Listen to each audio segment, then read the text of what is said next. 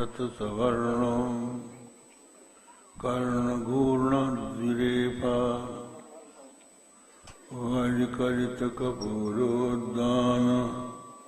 धामाभिरामं गिरिशगिरिसुताभ्यां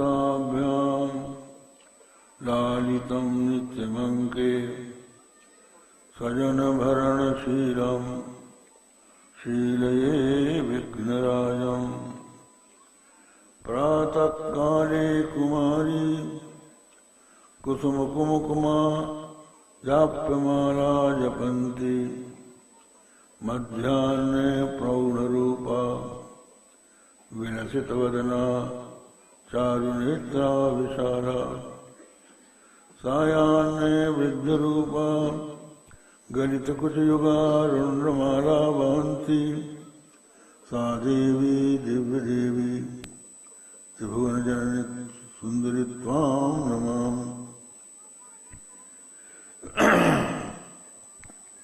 श्री राम जय राम जय जय राम।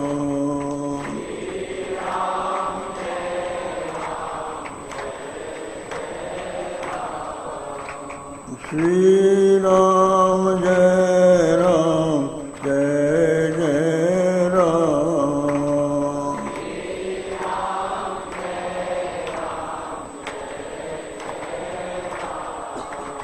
श्री राम जय राम जय जय राम।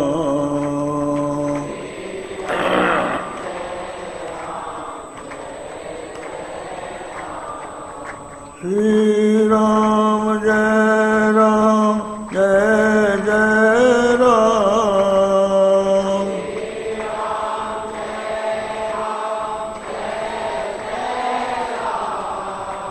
श्री राम जय राम जय जय राम।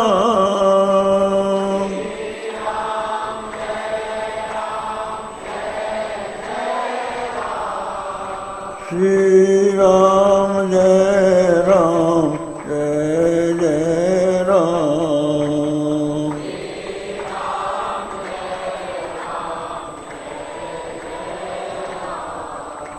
श्री राम जय राम जय जय राम।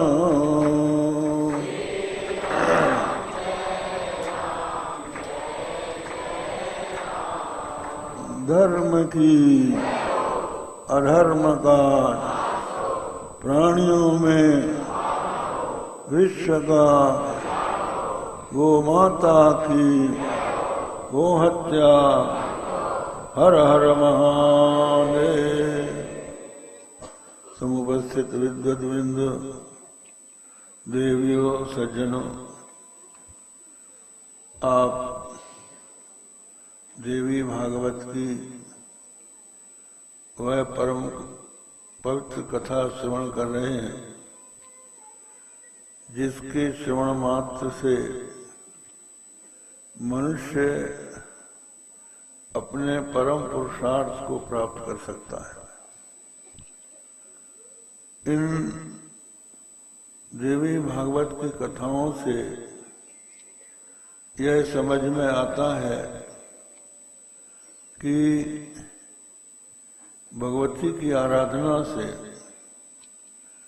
मनुष्य को भोग मोक्ष दोनों पुरुषार्थों की प्राप्ति होती है। आप देखें, दो व्यक्ति थे, एक राजा सुरथ था, दूसरा समाधि नाम का वैश्य था। राजा सुरथ और समाधि वैश्य की कथा दुर्गा सप्तशती में आती है और देवी भागवत में भी आती है। तो राजा सुरथ क्या हुआ, एक बार कोला विध्वंसी शत्रुओं से राजा सुरथ का संग्राम हो गया। कोला विध्वंसी कोल कहते हैं सूकर को, उसका जो विध्वंस न करे वो कौन है आप समझ सकते। म्लेच्छों से संग्राम हुआ और संयोग की बात है कि वे विजयी हो गए, राजा सूरत पराजित हो गया। किसी प्रकार उनको कर देकर उन्होंने अपना राज्य बचाया, तो राजा को निर्बल समझ के जो मंत्री थे वो उनकी उपेक्षा करने लगे। वे समझ गए कि राजा में शक्ति तो है नहीं, आज्ञा का उल्लंघन करने लगे और उन्होंने इस प्रकार का षड्यंत्र प्रारंभ किया कि राजा को हटाकर हम स्वयं राजा हो जाएं। तो ये एक परिस्थिति आ गई है। आज भी ऐसी परिस्थिति है। आपने सुना कर्नाटक राज्य की जो सरकार है वो वहां के जितने धर्मस्थान हैं उनको अपने कब्जे में, अपने अधिकार में लेना चाहता है।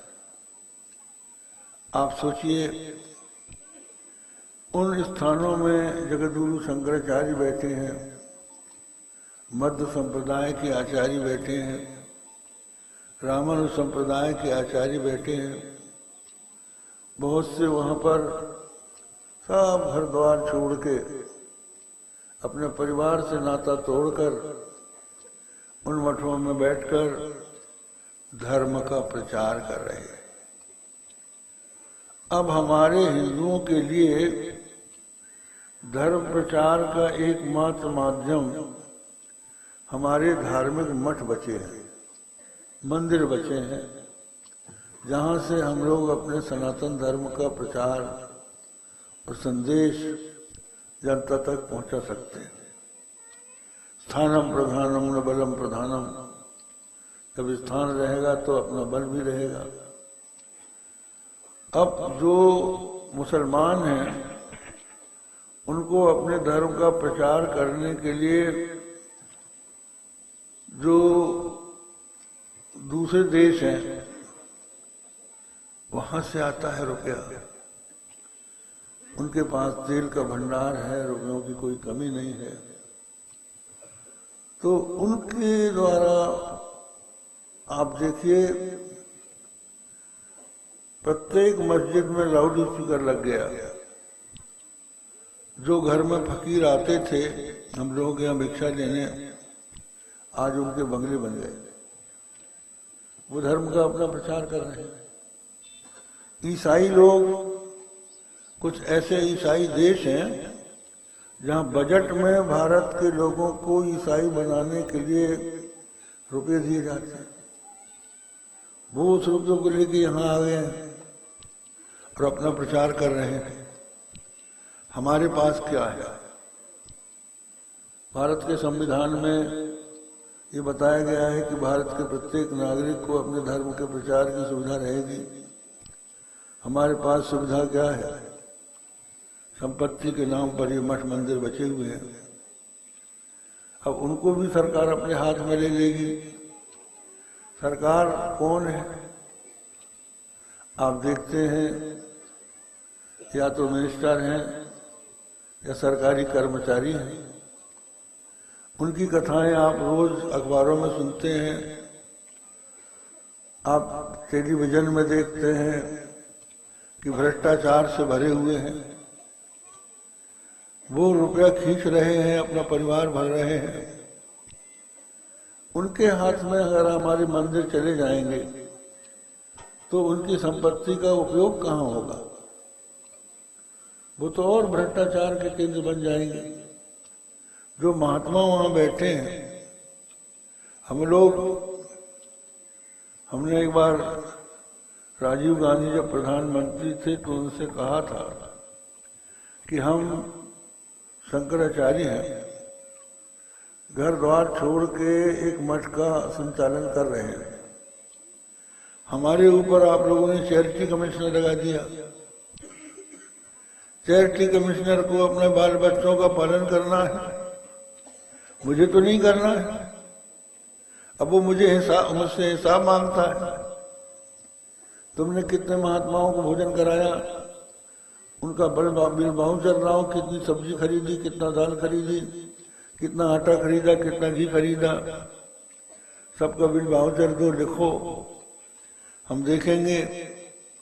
और यहाँ तक कर दिया था अभी गुजरात की सरकार ने कि जो भी महंत ठीक से हिसाब नहीं दे सकेगा उसको चैरिटी कमीशन निकाल सकता है, और जो भी चैरिटी कमिश्नर का ऑफिस का खर्च है वो मठ मंदिरों को देना पड़ेगा, और जो मठ मंदिर नहीं देगा उसके ऊपर वो चैरिटी कमिश्नर टैक्स जुर्माना कर सकेगा, सजा दे सकेगा, जेल भेजेगा। हमको जब पता लगा तो हमने गुजरात में घोर विरोध किया। उस समय ये जो वहां के मुख्यमंत्री हैं मोदी, उनको हमने कहा कि भाई ये क्या कर रहे हो। तो जब हमने इसका घोर विरोध किया, जनता हमारे साथ हो गई।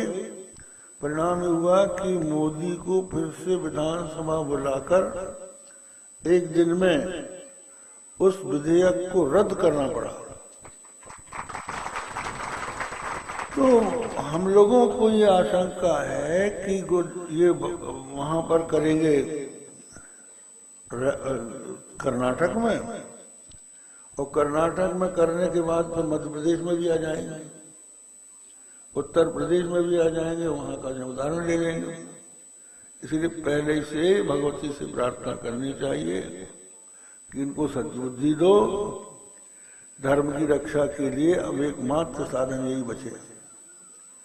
तो कहने का अभिप्राय यह है कि जब शासक कमजोर हो जाता है और उसको वोट बैंक की जरूरत पड़ती है, तो वो ऐसे विधेयक लाता है, ऐसे कानून बनाता है जिससे कि जनता को भले ही कष्ट हो, जो वोट देने वाले हैं उनकी इच्छा पूरी हो। तो यही बात उस समय हुई। कोला विध्वंसियों से राजा सुरथ पराजित हो गया, मंत्री उपेक्षा करने लगे, और ये संभावना हो गई कि एक दिन राजा सुरथ को मार के वो राजा हड़प लेंगे। तो राजा सुरथ वहां से भागकर जंगल में चला गया। इधर एक वैश्य था, समाधि उसका नाम था, करोड़पति था। तो वो करोड़पति वैश्य खूब धनी था, लेकिन उसके बेटे पोते सोचने लगे कि कब पिताजी मरे और हम उनका धन हड़पें। बड़ी मुश्किल होती है, धन ऐसी चीज है। तो जब देखा कि हमारे परिवार के लोग और उनकी स्त्री भी बेटों के पक्ष में हो गई, उन्होंने देखा कि अब हमारा परिवार में कोई नहीं है, तो वो घर से निकल के जंगल में चला गया। दोनों आपस में मिले, सुमेधा ऋषि के आश्रम में गए और वहां जाकर उन्होंने अपना दुख सुनाया। राजा सुरथ ने कहा कि महाराज, राज्य से हम च्युत हो गए हैं, आ गए हैं, लेकिन अभी भी हमको राज्य की याद आ रही है। हमने जो कोष इकट्ठा किया था अब वो खर्च हो जाएगा, और एक हमारा हाथी था जिससे सदा मद निकलता था, अब उसको भोजन मिलता होगा कि नहीं मिलता होगा, इसकी चिंता हमको सदा रही है। समाधि वैश्य बोला कि हमको घर वालों ने निकाल दिया, लेकिन हमको अभी भी उनकी याद आ रही है। कहीं हमारे बेटे ऐसा न करें कि हमारा सारा कराया हुआ इकट्ठा किए हुए धन खर्च हो जाए, फिर दरिद्रता आ जाए, क्या होगा हमारे बिना। तो ये सोचकर हमारे मन में भी चिंता हो रही है, कारण क्या है। तो राजा सुरथ और समाधि वैश्य को सुमेधा ऋषि ने बताया कि देखो, ये जो तुम्हारे मन में भावना आ रही है, मोह हो रहा है, ये भगवान की माया है। ज्ञानी नाम अपचेतांसी देवी भगवती ही सा बरादा कृष्ण मोहाय महामाया प्रयच्छति। बड़े बड़े ज्ञानी, उनके भी चित्त को महामाया मोह में जबरदस्ती डाल देती है। माया ऐसी प्रबल होती है कि अच्छे अच्छे समझदार लोग भी मोहित हो जाते हैं। कहते हैं बरियाई जबरदस्ती करके मनुष्य का मन संसार की तरफ खींचती है। उसी माया के द्वारा संसार मोहित है। वो जगत की पालनी शक्ति है। उसकी आराधना के बिना आपके मोह की निवृत्ति नहीं हो सकती। वो माता, उसकी तुम आराधना करो। तो ये जो राजा सुरथ थे और समाधि वैश्य था, इन्होंने तपस्या की।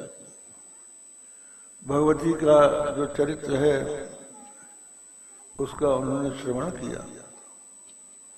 रम कुरम रम करम दो दानव थे। ये दनु नाम की जो कश्यप की पत्नी थी उसके बेटे थे। रम करम स्वाभाविक रूप से माता के पक्ष में थे। माता का भी असर पड़ता है बेटे के ऊपर। तो पिता कश्यप तो ठीक थे, लेकिन माता दनु जो थी वो दुष्टा थी।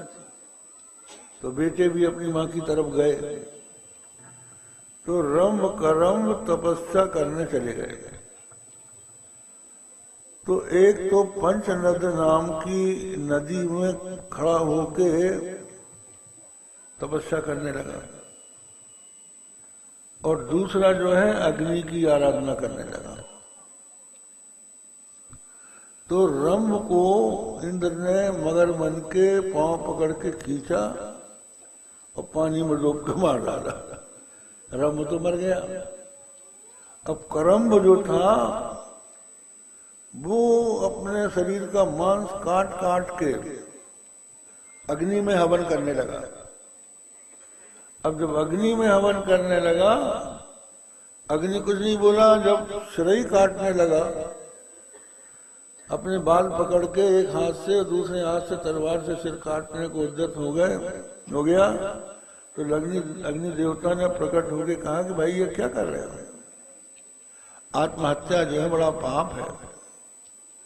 मनुष्य को आत्महत्या नहीं करनी चाहिए। मनुष्य के सामने अगर कोई पाप भयंकर है तो वो आत्महत्या है। दूसरे पापों को करने वाला प्रायश्चित करके पापों से मुक्त हो सकता है। आपसे गौ हत्या हो जाए, आपने सुरापान कर लिया है, कोई ऐसा अकत चोरी कर ली है, तो इनका सबका शास्त्रों ने प्रायश्चित बताया है कि इसको करके आप उस पाप से मुक्त हो सकते हैं जिसके कारण आपको नरक न जाना पड़े। लेकिन जो अपना आत्म ही हत्या कर लेगा तो प्रायश्चित कौन करेगा? इसलिए आत्महत्या जो है बहुत घोर पाप माना जाता है। तो तुम ये काम मत करो। उसने कहा नहीं, हमको आप वरदान दीजिए। तो उन्होंने कहा क्या चाहते हो? वो बोला कि हम किसी से न मारे जाए, मरे ही ना, हमारी मृत्यु न हो। अग्निदेवता ने कहा कि जातस्य ध्रुवो मृत्यु ध्रुवम जन्म मृतस्य च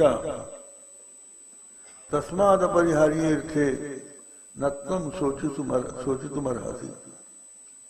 भगवान श्री कृष्ण ने कहा है कि जो जन्मा है उसकी मृत्यु सुनिश्चित है, और जिसकी मृत्यु हुई है उसका जन्म भी सुनिश्चित है।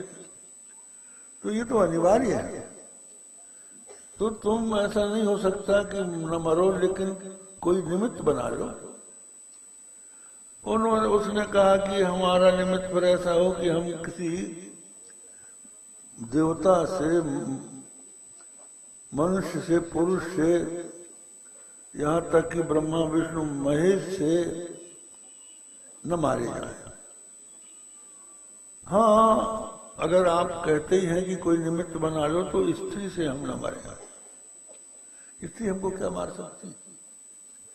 तो उन्होंने कहा ठीक है, तुम्हारा पुत्र जो है ऐसे ही बलवान होगा, तुम तो मरो। तो उसका पुत्र हुआ महिषासुर, करम्ब का। महिषासुर जो था, ये जब करम्ब के द्वारा किसी महिषी में आसक्त हो गया था करम्ब, तो उससे ये पैदा हुआ था। तो महिष स्वरूप में, माने भैंस के रूप में ये रहना पसंद करता था। लेकिन दैत्य था, अपनी इच्छा के अनुसार रूप बदल लेता था। अब इसने भी तपस्या की, तपस्या करके ये बलवान हो गया। अब प्रश्न ये आता है कि देवता भी तपस्या करके देवपद प्राप्त करते हैं।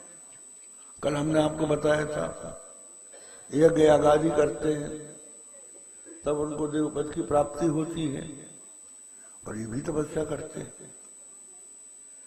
तो दोनों में फिर अंतर क्या है? इनको जो शक्ति प्राप्त हुई वो तपस्या से प्राप्त हुई, लेकिन ये जो तपस्या है, ये तपस्या उनकी शुद्ध नहीं है। इस तपस्या के पीछे कामना है, इस तपस्या के पीछे द्वेष है, वासना है। जबकि तपस्या को इन वासनाओं से मुक्त होने के लिए किया जाना चाहिए। हमारे वेदों में आता है, तमेतम ब्राह्मणा विदिशन्ति यज्ञेन दानेन तपसा नाशकेन। इस परमात्मा को ब्राह्मण जो है अन्य वर्णों के उपलक्षण है, यज्ञ दान और तप से, और तप के का विशेषण दिया अनाशकेन, ऐसे तप से जिससे अपना शरीर का नाश न हो, परमात्मा को प्राप्त किया जा सकता है। यज्ञ दान तप से यदि मनुष्य यज्ञ दान का तप करता है स्वर्ग की कामना से, तो स्वर्ग की प्राप्ति होती है। और यदि परमात्मा को प्राप्त करना चाहता है और निष्काम भाव से करता है, तो चित्त शुद्धि के द्वारा उसको परमात्मा के स्वरूप का साक्षात्कार हो जाता है। तो प्रश्न ये है कि ये जो तपस्या इनकी है, ये तपस्या कैसी है? ये तमोगुणी तपस्या है, सात्विक तपस्या नहीं है। कर्षयंत शरीरस्थम भूतम भूतग्राममचेतसः माम चैवांत शरीरस्थम तान विद्यासुरि निश्चयान। तमोगुणी तपस्या वो है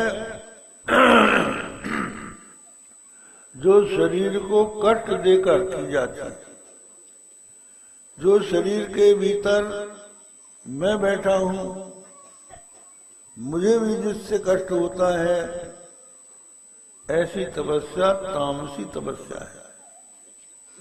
शरीर को कष्ट देना आवश्यक नहीं है, और फिर शरीर को भी कष्ट दें तो किसी अच्छी भावना से दें। अगर आप परोपकार के लिए अपना शरीर देते हैं, जैसे दधीची ने दिया और दूसरे लोगों ने, सबका शिवी ने दिया, परोपकार की बुद्धि से दिया तो बात है, लेकिन आपने दूसरों को कष्ट देने के लिए जगत में हम विजयी हो जाएं, सबका स्वत्व सबका अधिकार हड़प ले, इस भावना से आप तपस्या कर रहे हैं, तो वो तपस्या जो है वो तमोगुणी तपस्या है और वो दोषपूर्ण मानी जाती है। एक आपको मनोरंजक बात सुनाए। आपने परम पूज्य ब्रह्मलीन स्वामी कृपाचार्य जी का नाम सुना होगा। वो भ्रमण कर रहे थे गंगा के किनारे, तो एक स्थान पर बैठे तो बहुत से लोग उनके दर्शन के लिए आए। उनमें एक नास्तिक आ गया, वो भगवान श्री राम की निंदा उनके मुंह से कराना चाहता था, चालाक था। उसने हाथ जोड़ के बड़ी नम्रता से पूछा, जो दुष्ट होते हैं वो कहते हैं कि लंबी दंडवत मीठी वाणी और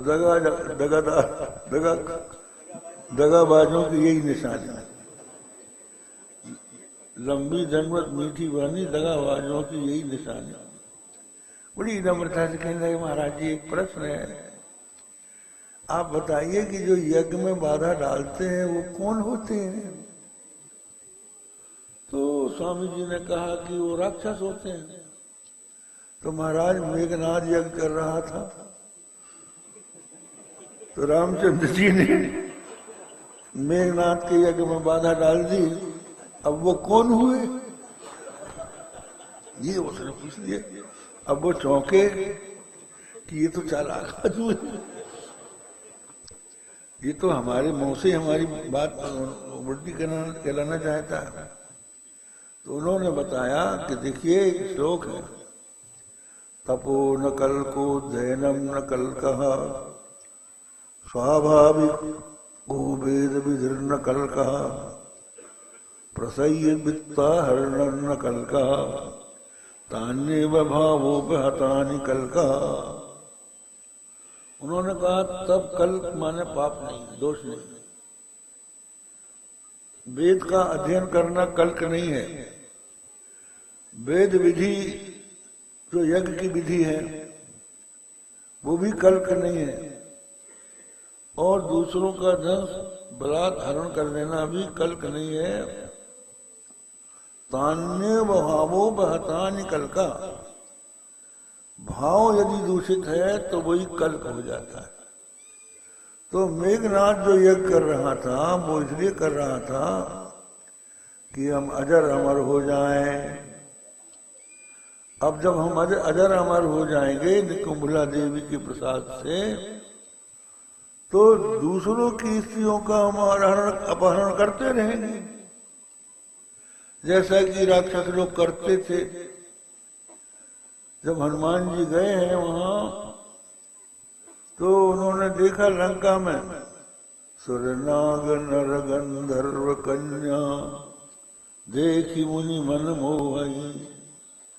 देवताओं की कन्या, नागों की कन्या, नरों की कन्या, जो भी सुंदरी स्त्री दिखाई पड़ती थी, ये लोग उसको पकड़ के लंका में ले आते थे। लंका में कोई 100 योजन समुद्र पार करके जाए तो वहां राक्षसों से घिरी हुई है, कैसे अपनी बेटी को वहां से उद्धार करके ला सकता है? तो इस तरह से ये दूसरों की स्त्रियों का अपहरण करना, यज्ञ करता हो जहां कहीं वहां राक्षस बन के पहुंच जाना। रावण ने अपने अनुचरों से कहा था कि द्विज भोजन मुख मक होम सराधा, जहां जहां जाई करो तुम बाधा। जहां ब्राह्मणों का भोजन होता हो, होम होता हो, श्राद्ध होती हो, तुम वहां पर पहुंचो और बाधा डाल दो। तो यही काम ये लोग करते थे। मारीच और सुबाहु ऋषि मुनियों के यज्ञ में बाधा कैसे डालते थे? पहले तो वो बाहर रहते थे, लेकिन अगर उनके मंत्र में कोई त्रुटि हुई, विधि विधान में कोई न्यूनता आई, तो हावी हो जाते थे। विद्वांसो ब्रह्म राक्षसा छिद्रम विमृगयन्ति थे, विद्वांसो ब्रह्म राक्षसा। तो वो लोग क्या करते थे कि हड्डी रक्त मांस यज्ञ कुंड में डालने लगते थे। तो इस तरह से काम ये लोग करते रहे और इनकी मृत्यु न हो, इसके लिए ये यज्ञ कर रहे थे। अगर ये यज्ञ पूरा हो जाता तो अन्याय का अंत न होता, इसलिए भगवान ने उसके यज्ञ में बाधा डाल दी। बोले उचित किया कि नहीं किया? कहाँ किया? तो राक्षस कौन हुआ? बोले तुम पूछने वाले राक्षस हो, निकालो इसको कान पकड़ कर। तो कहने का अभिप्राय यह है कि तप जो है, इनके तप का उद्देश्य दूषित था। हिरण्यकशिपु ने तप किया, अपने को अजर अमर बनाकर सब कुछ, सबका अधिकार छीनकर केवल अपना सुंदर सुख भोगने के लिए उसने तपस्या की। तो इतनी लंबी तपस्या करने के पीछे भी दूषित भावना रही, वो कल्प हो गई। इसी तरह रावण ने तपस्या की। रावण ने तपस्या करके जब ब्रह्मा जी ने कहा वरदान मांगो, तो उसने यही वरदान मांगा, हम काहू के मरही न मारे। तो कहा भाई खुद तो मानो। का मानुज वानर मनुज वार दो वारे, वानर और मनुष्यों को छोड़ के हम किसी के मारे न मरे। उन्होंने सोचा वानर और मनुष्य तो हमारे आहार है, ये हमको क्या मारे। तो इस तरह का ये जो तपस्या करने वाले हैं, इनकी तपस्या सात्विक तपस्या नहीं है। सात्विक तपस्या क्या है? मन प्रसाद सौम्यत्वम मौनमात्म में निग्रह भावसन शुद्धि रित्ते तपो मानस मुच्यते। मन को सदा शुद्ध रखना, मौन माने निसंकल्प रहना, और अपने अंतःकरण को, इंद्रियों को वश में करना, प्राणायाम के द्वारा प्राणों का निग्रह करना, मन के भावों को शुद्ध रखना, ये मानस तप है, ये सात्विक तप है, जिसमें फल की आकांक्षा कुछ भी नहीं हो। जो अपने हृदय को शुद्ध करने के लिए किया जाए, वह तप होता है।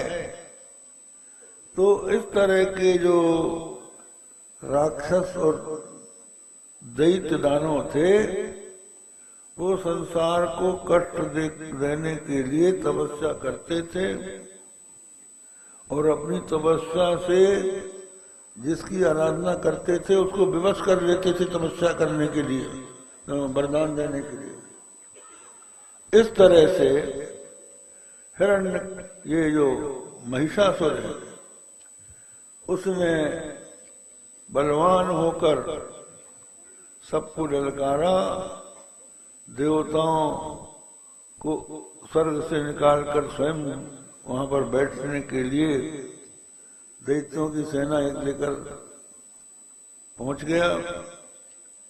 तो देवताओं ने उसका सामना किया, यहाँ तक कि ब्रह्मा विष्णु रुद्र सब आ गए। सबने मिलकर महिषासुर को हराना चाहा, लेकिन वो किसी से नहीं हारा, वरदान था। अंत तो गत्वा सब बैठे, इकट्ठे हुए और सोचने लगे कि अब क्या किया जाए।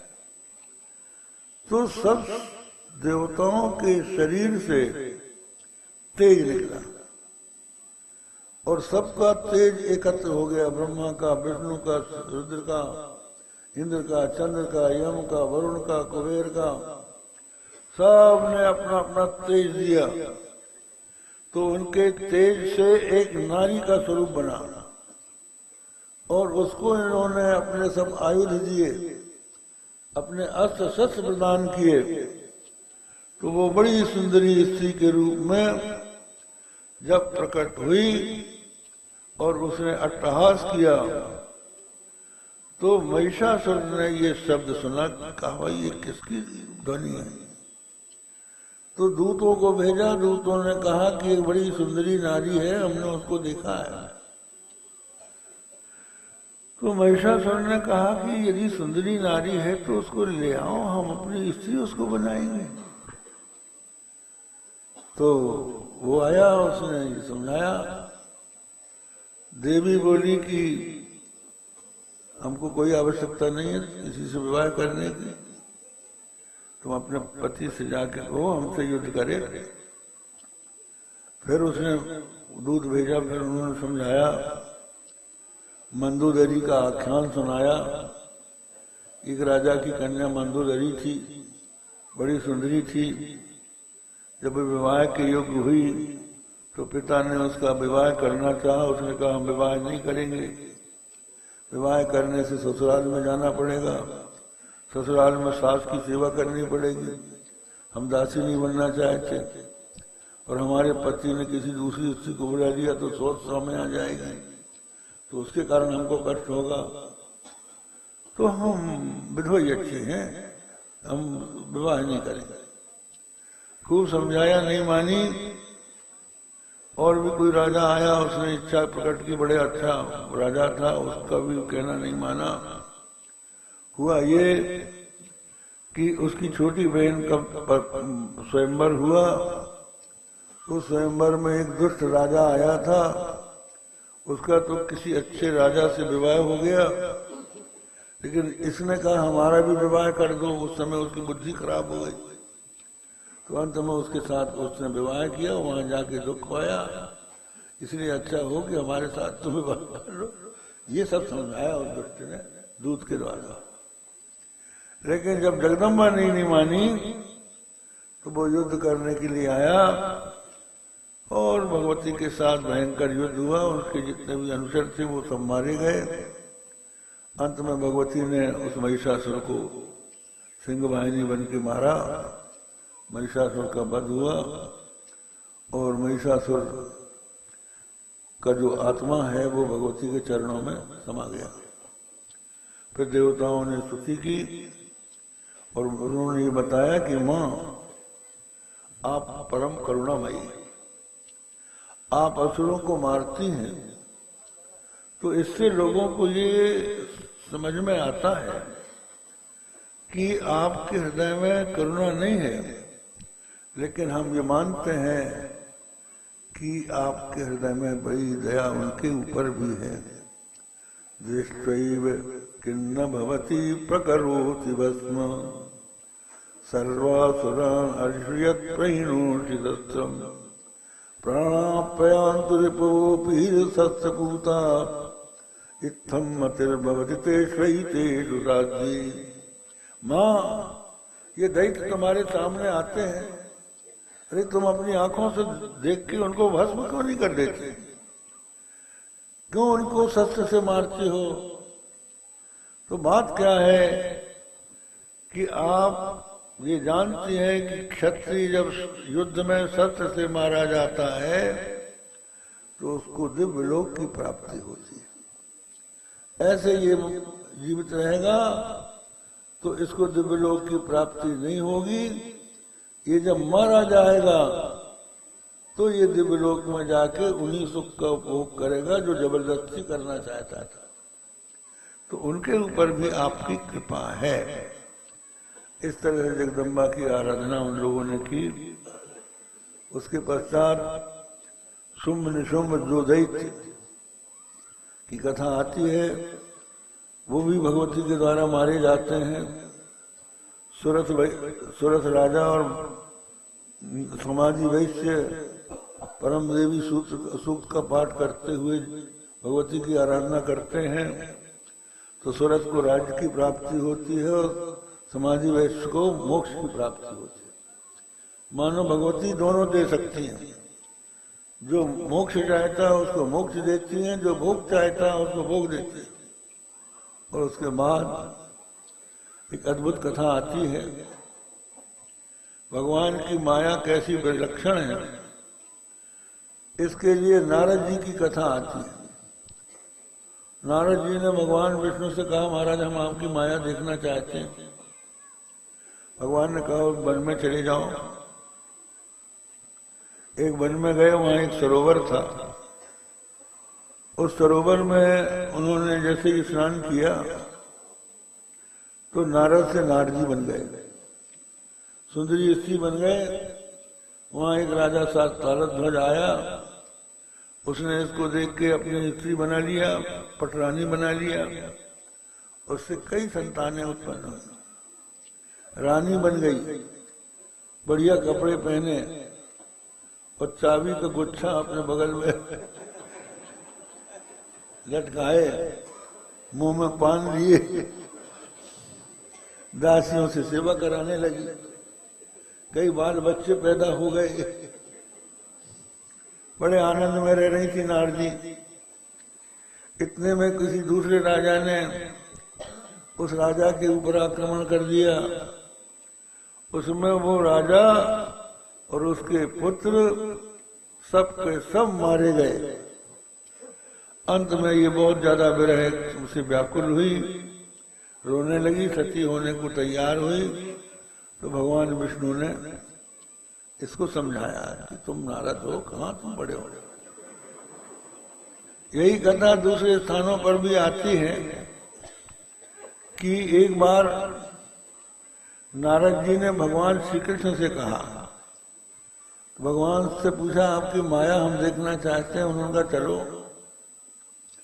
तो भगवान जंगल में ले गए और रथ में बैठ के बोले, नारद जी हमको प्यास लगी है, जरा पानी लाओ।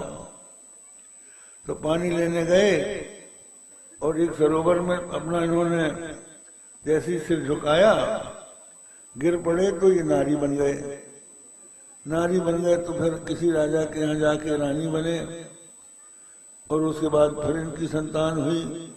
फिर जब वो मारा गया तो मरने के लिए दूसरे सरोवर में कूद पड़े। तो वो ऐसा सरोवर था कि नारी से नर हो जाए।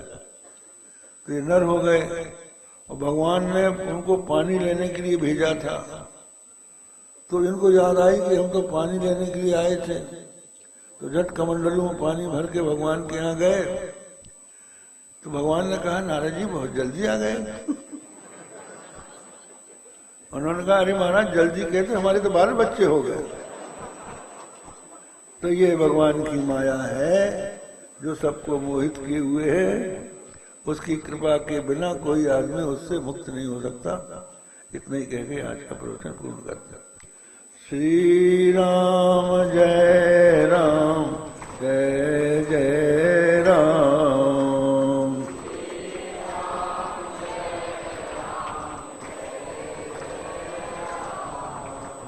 श्री राम जय राम जय जय राम।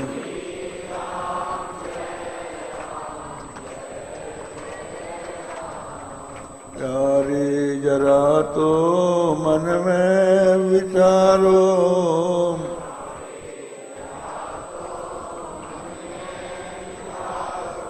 क्या साथ लाए अरुले चलोगे।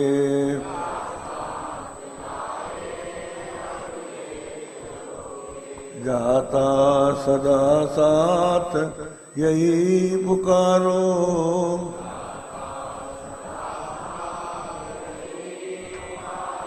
गोविंद दामोदर माधवेति।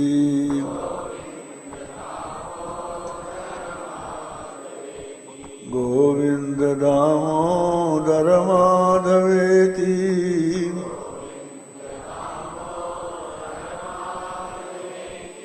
हे कृष्ण हे यादव हे सखेति।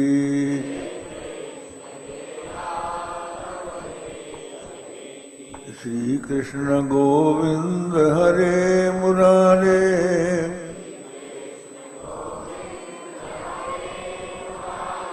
हे नाथ नारायण वासुदेव।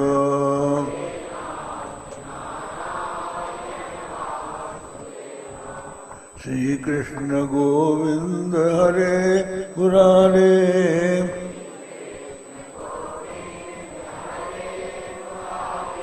हे नाथ नारायण वासुदेव।